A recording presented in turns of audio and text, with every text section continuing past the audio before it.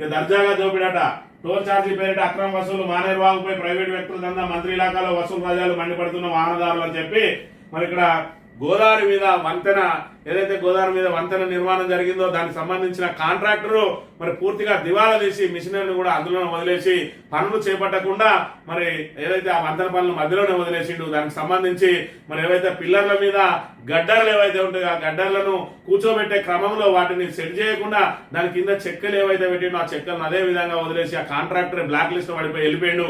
పోనీ ఆ తర్వాత అధికారులన్నా ఆ చెక్కలను సరి చేయకుండా అలాగే వదిలేయడంతో మరి పూర్తిగా కూడా ఎండకెండి వానకు తడిసి మరి వాటిని ఏదైతే ఆ చెక్కలు తొలగించి వాటిని పెట్టి మధ్యలో కనెక్షన్ చేయకుండా వదిలేయడంతో ఆ చెక్కలు పూర్తిగా ఏదైతే చెదలు పట్టి కుంగిపోవడంతో దాని మీద గడ్డలు కింద పడితే మరి ఆ రోజు శ్రీధర్ బాబు గారు మంత్రి హోదాలో వచ్చి మరి ఇక్కడ గాలికే కొట్టుకుపోయినాయి గడ్డర్లు అని చెప్పిండు.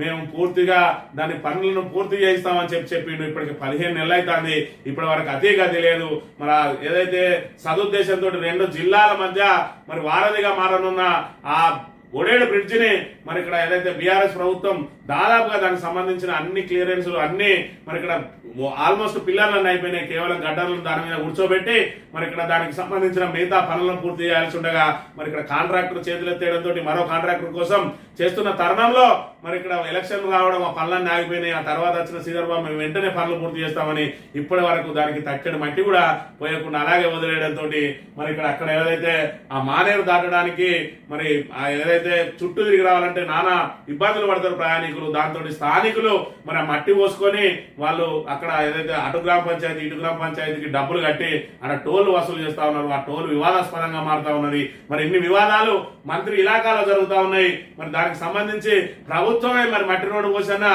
మరి వాళ్ళను ఏదైతే వాహనదారులకు రవాణా సౌకర్యం కల్పించాలి.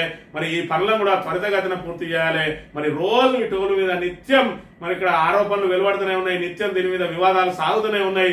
ప్రయాణికులు మాత్రం నిత్యం ఇబ్బందులకు గురవుతా ఉన్నారు. 15 నెలల కాలంలో మరి ఇప్పటి వరకు మంత్రికి సంబంధించి ఏ ఒక్క పని కూడా మరి ఇక్కడ మేము ఫలానా తెచ్చినామని చెప్పి ఒక్క పని కూడా చేపట్టలేదు శ్రీధర్ బాబు. కనీసం ఈ ఓడేడు బ్రిడ్జ్ అన్నా మరి పూర్తి చేయాలంటే ఇది పుట్టమదాయంలో వచ్చింది, చేస్తే నాకేం పేరు వస్తుంది, అది బీఆర్ఎస్ కే పేరు వస్తుంది, పుట్టమదికే పేరు వస్తుంది అన్న సన్నంగా నిర్లక్ష్యం వహిస్తున్నాడా.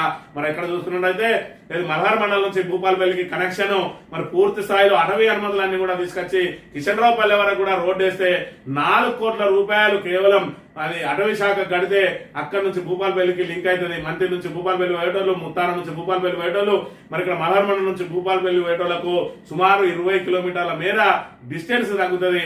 అయినప్పటికీ కూడా 4 కోట్లు కూడా చెల్లించకుండా మరి ఇక్కడ ఎందుకంటే ఆరోపణ పూర్తి చేసిన పుట్టమదికే పేరుతుంది అని చెప్పి శ్రీధర్ బాబు ఎక్కడ పనులు అక్కడనే వదిలేసి శివారంకు మరి ఇక్కడ బ్రిడ్జ్ కడతా అని చెప్పి 125 కోట్లు శాంక్షన్ చేయించిన అంటాడు. మరి శివారానికి మరి ఇక్కడ చూసుకుంటే పక్కకే మరి ఇక్కడ సుందిల మీదకి వెళ్ళి ఆల్రెడీ బ్రిడ్జ్ ఉన్నది. మరి అవతలికి చూసుకుంటే అన్నారం మీదకి వెళ్ళి బ్రిడ్జ్ ఉన్నది అటు కనెక్షన్. కానీ ఇక్కడ ఒడేడు బ్రిడ్జి నిర్మాణం అయ్యే ఉంటే గోదావరి నుంచి వరంగల్ వరకు మరి నిత్యం రాకపోకలు పెరిగే అవకాశం ఉంటది. మరి ఇక్కడ మంతని నియోజకవర్గ ప్రజలందరూ కూడా వరంగల్ వెళ్ళడానికి మరి ఇక్కడ దగ్గర మార్గం అవుతుంది. అయినప్పటికీ కూడా పనులు పూర్తి చేయడానికి శ్రీధర్ బాబు ముందుకు రావడం లేదు. మరోవైపు మరి అక్కడ యువకులు ఏదైతే టోల్ గేట్లు ఏర్పాటు చేసుకుంటా ఉన్నారో వాళ్ళకు మరి స్వయంగా వాళ్ళే డబ్బులు పెట్టి మట్టి పోసుకొని ఎప్పుడు నీళ్ళు వచ్చినా అప్పుడు కొట్టుకపోతా ఉన్నా కూడా మళ్ళీ చేసుకుంటా ఉంటే అది నిత్యం వివాదాలమయమవుతున్నది. ఈ వివాదాలన్నిటికీ కారణం శ్రీధర్ బాబు అసమర్థత అనే విషయాన్ని అయితే మనం ఇక్కడ ప్రధానంగా గమనించాలి.